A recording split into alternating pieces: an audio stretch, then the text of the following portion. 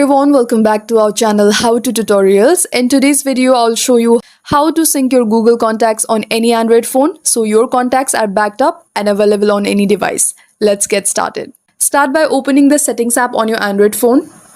Scroll down and locate this option called Accounts and Backup and tap on it. It might say Accounts only depending on your phone model. Now tap on Manage Accounts. And here, tap on the Google account you want to sync. If it's not added yet, tap Add Account, then sign in with your Gmail.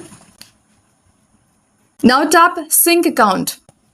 And here you will see a list of things that can be synced. Make sure Contacts is turned on. You can toggle it off and on again to force a refresh. To manually force sync, tap the three dots or menu icon at the top right and tap Sync Now. And you're done. Now your contacts will be synced with Google. You can access them anytime by visiting contacts.google.com from any browser.